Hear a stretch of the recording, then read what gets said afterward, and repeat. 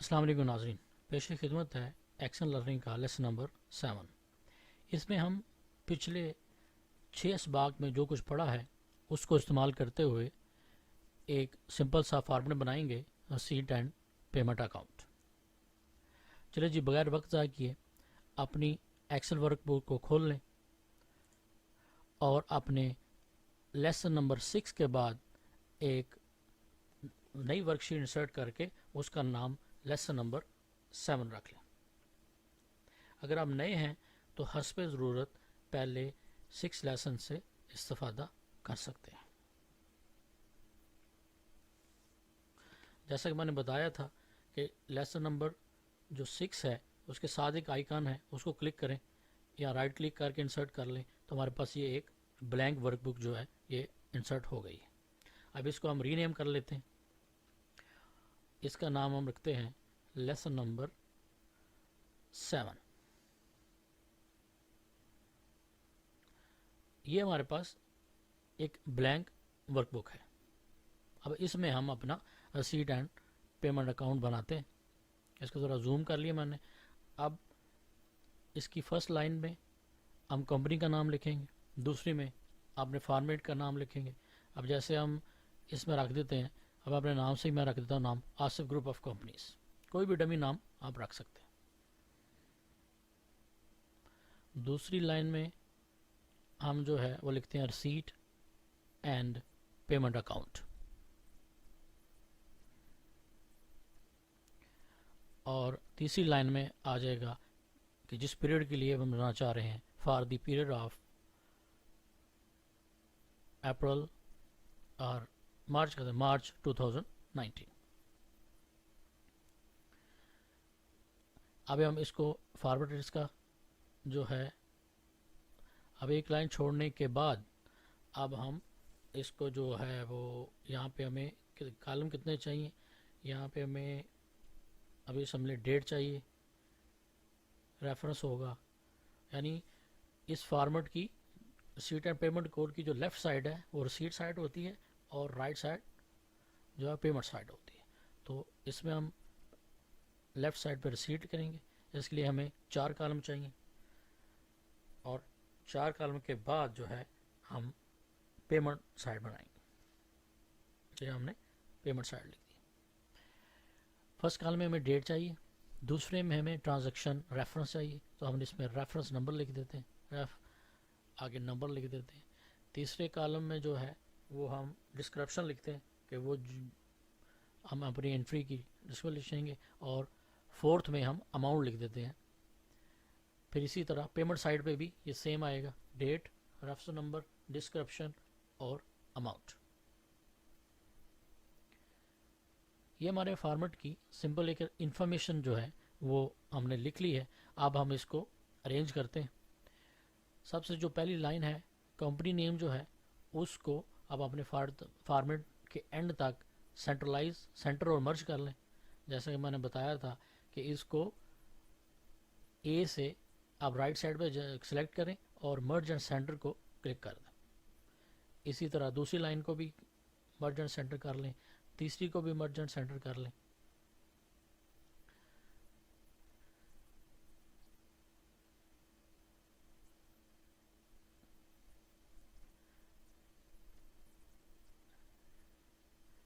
अभी आप first line का जो है आप फॉन्ट नेम जो है, आप अपनी फॉन्ट स्टाइल जो है आप अपनी मर्जी का कोई भी रख सकते हैं जो आपको पसंद हो। लेकिन इसमें जो है मैं रख देता हूँ, आप अगर आपको फॉन्ट नेम पता है तो हम यहाँ पे फॉन्ट नेम लिख दें तो वो भी आपका आ जाएगा। अब यहाँ मैं एरियल ब्लैक जो है लिख देता हूँ, एरियल ब्लैक। तो मेरा ये एरियल ब्लैक हो गया। इसका फॉन्ट साइज़ जो है वो मैं ज़्यादा कर दूँगा। ये मैंने इसका फॉन्ट साइज़ जो है वो 20 तक सही है, 20 तक सही है। यानी इसमें ज़रूरी नहीं है 20 रखना है, जो जैसा आपको पसंद हो या जैसा अच्छा लग रहा हो उसे वो आप रख सकते हैं। दूसरी दोनों लाइन को एरियल सिंपल रहने दें और उनका फॉन्ट जो है वो ऊपर वाले से थोड़ा छोटा कर दें। दूसरी लाइन का ये 16 कर दें और नीचे वाले का थोड़ा 14 कर दें, काम कर दें, ताकि ये देखने में जो है वो अच्छा लगे। हम तीनों को जैसे मैंने बताया था कंट्रोल बी या माउस के साथ इस बी को क्लिक करके बोल्ड कर दें। अब नीचे वाले पे आते हैं। सबसे पहले हमारी ये रिसीट है, इसको 4 कॉलम तक जो है मर्ज और सेंटर कर दें। और उसके बाद पेमेंट साइड है, पेमेंट साइड को भी इसी तरह 4 कॉलम तक मर्ज और सेंटर कर दें। ये हमारा लेफ़्ट और राइट हो गया है रिसीट, और राइट साइड जो है वो पेमेंट आ गई। अब इसी तरह हम इनको जो है इसका कलर चेंज कर देते हैं। जो आपको कलर अच्छा लगे वही आप इसका कर दें। कोशिश करेंगे कलर चेंज कर दें ताकि आपको देखने में जो अच्छा लगे। अब इसके बाद इसको बॉर्डर लगाएं।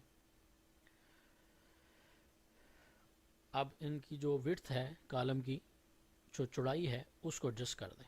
डेट रेफरेंस इसमें हमें ज़्यादा नहीं चाहिए, डिस्क्रिप्शन ज़्यादा हो सकती है, इसलिए हम इसको बड़ा कर देते हैं। अमाउंट बाकी अगर सेम होगा, लेफ़्ट साइड पे जो है सेम उसी का राइट साइड पे भी रखें ताकि फॉर्मेट जो है वो देखने में भी अच्छा लगे। या वक्त ज़रूरत आप इसकी ज़्यादा भी कर सकते हैं।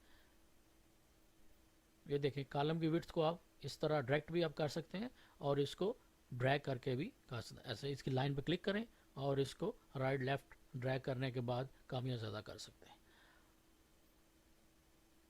अब इसका फॉन्ट जो है वो थोड़ा छोटा कर दें और इसको बोल्ड करके सेंट्रलाइज कर दें, और कलर जो है जो आपको पसंद हो वो उसको दे दें। ये पेमेंट साइड का कलर थोड़ा डिफरेंट कर दें।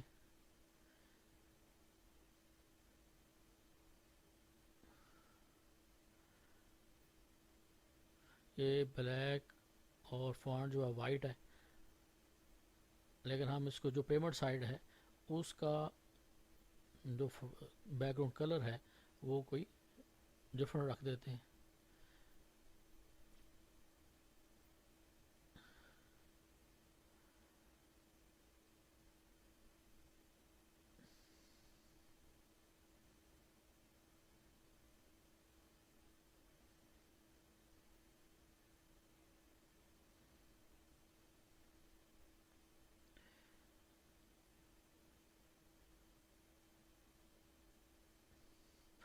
और ये पेमेंट साइड के ऊपर वाली साइड पे हम अपनी करंट डेट लिख देते हैं और यहाँ पे करंट डेट का फार्मूला लगा देते हैं। जैसे मैंने बताया था NOW आगे ब्रैकेट स्टार्ट और क्लोज कर दें तो ऑटोमेटिकली ये फार्मूला लग जाएगा। अब इसका जो डेट का जो फॉर्मेट है, अब सेल फॉर्मेटिंग पे जाएं और वहाँ से आप डेट में जाकर इसका फॉर्मेट जो है जो आपकी अपनी मर्ज़ी हो उसके मुताबिक जो है आप रख सकते हैं। ये हमने इसका डेट का फॉर्मेट चेंज कर दिया है। अब हमारा ये फॉर्मेट जो है वो तैयार हो गया है।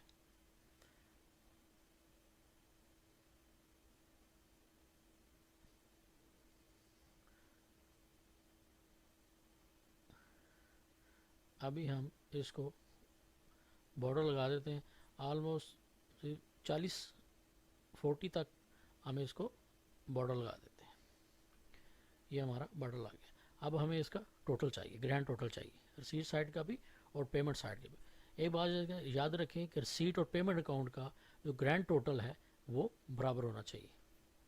अगर ग्रैंड टोटल बराबर नहीं होगा तो इसका मतलब है कि हमने कहीं जो है वो गलती की। रिसीट और पेमेंट साइड का ग्रैंड टोटल जो है वो बराबर होना चाहिए। अब रिसीट साइड का कलर जो है चेंज कर दें। फॉन्ट कलर जो है उसको ब्लैक कर देते हैं।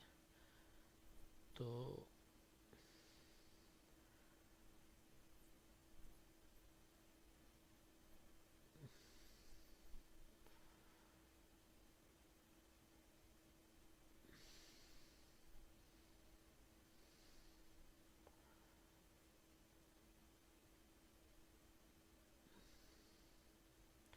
अब डेट और रेफरेंस को ये सेंट्रलाइज कर देंगे। डिस्क्रिप्शन जो है ये लेफ़्ट ही रहेगी और अमाउंट भी सेंट्रलाइज होगी। इसलिए जो टेक्स्ट है वो लेफ़्ट से स्टार्ट होता है और बाकी जो रेफरेंस होते हैं, ये डेट होती है उसको। अब हमें ग्रैंड टोटल यानी अमाउंट का ग्रैंड टोटल चाहिए। यहाँ पर इसमें हम जो है वो प्लस का फार्मूला लगाएंगे यहाँ पर। इसको थोड़ा सा पहले फॉर्मेट को सेट कर लें, उसके बाद जो है सेम इसी को कॉपी करके हम यहाँ भी कर देते हैं। अब यहाँ हमने इसका सम का फार्मूला लगाना है, इक्वल डालें, सम लिखें और ब्रैकेट और अपना फर्स्ट सेल D7, आगे रेंज दें उसको कोलन और D39।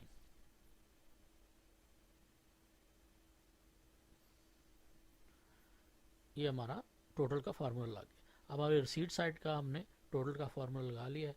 ग्रैंड जो हमारी पेमेंट साइड है उसका भी सेम होगा, लेकिन इसके ऊपर हम एक बनाएंगे बैलेंस।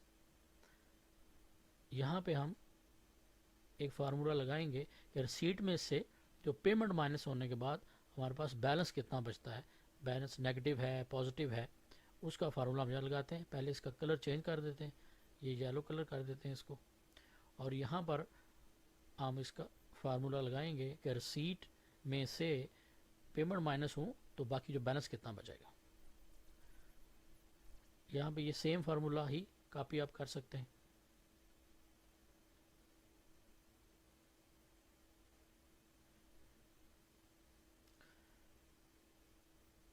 यहाँ पे इक्वल डालें और रिसीट, ये टोटल ग्रैंड टोटल D40 लिखें। ये टोटल हमारा सीट टोटल होगा, उसमें से हमने माइनस सम और फिर पेमेंट वाली साइड पे आ जाए H7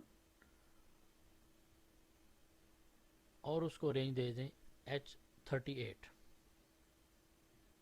इस रेंज में हमारा जितना एक्सपेंस होगा ये टोटल रिसीट में से माइनस करके यहाँ पे बैलेंस दे देगा।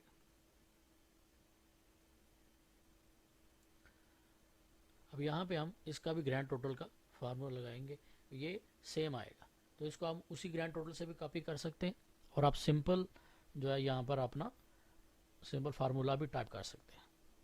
इक्वल डाल के टाइप कर दें, प्लस का निशान डाल के टाइप कर दें, ये फार्मूला सेम ही लगेगा। सम और इसको सेम H7 कोलन H39।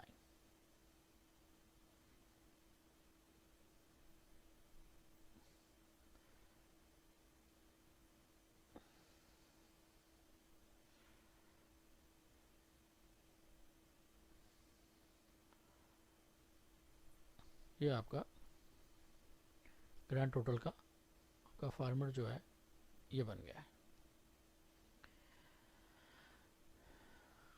ये हमारा फार्मेट एक तैयार हो गया है। अब इसमें हम देखते हैं कि अगर हम लिखते हैं तो इसमें क्या रिज़ल्ट आता है। मैंने कलर ऐसे डाल दिए हैं, जो कलर आपको पसंद हो वो आप डाल सकते हैं। चलिए डाटा लिखते हैं, डेट लिख दें 1/3/2019, रेफरेंस नंबर कुछ भी डाल दें।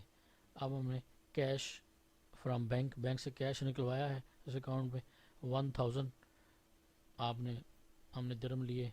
उसके बाद जो है हमने 2 तारीख को कुछ पेमेंट की, तो हम फ़र्ज़ करें उसका कोई भी रेफरेंस नंबर दे देते हैं। P1 हमारा पेमेंट रेफरेंस है। डिस्क्रिप्शन में लिख देते हैं जी के मोबाइल बिल पेड, ये हमने 100 दिरहम जो है वो मोबाइल का बिल पे किया। उसके बाद फिर इसी डेट को पेमेंट नंबर 2 में हमने जो इंटरटेनमेंट को एक्सपेंस किए 50 दिरहम के, उसके बाद जो है हमने इसी डेट को एक तीसरी पेमेंट की है, वो हमने फॉर एग्ज़ाम्पल कर दिया है, कोई भी लिख दें कि स्टेशनरी खरीदी है ऑफिस के लिए, वो हमने ये 100 दिरहम की खरीदी। अब आप देखिए टोटल हमारे पास टोटल 1000 कैश है, उसमें से हमने जो पेमेंट की है वो पेमेंट करने के बाद हमारे पास बैलेंस जो है वो 750 है। यानी ये पेमेंट करने के बाद हमारे पास बैलेंस जो है वो 750 आ गया। तो ये एक सिंपल हमारा एक रिसीट एंड पेमेंट अकाउंट हमने बनाया है। सिंपल तरीन है, इसमें ये बैलेंस वाला कॉलम हम कहीं और भी कर सकते हैं।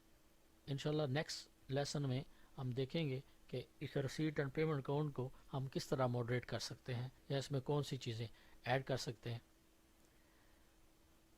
ये देखिए हमारा ये नेगेटिव बैलेंस आ रहा है, माइनस आ रहा है। इसका मतलब है कि हमने पेमेंट ज़्यादा कर दी है और हमारे पास कैश कम है। तो यहाँ से हमें पता चल जाएगा कि हम हमारे पास बैलेंस देख के ही हम जो है वो एक्सपेंस करेंगे। तो आज के लिए इतना ही काफ़ी है। मैं उम्मीद करता हूँ कि आज की वीडियो आपको पसंद आई होगी। इंशाल्लाह अगली वीडियो में फिर मिलेंगे। तब तक के लिए इजाज़त दें। अल्लाह हाफ़िज़।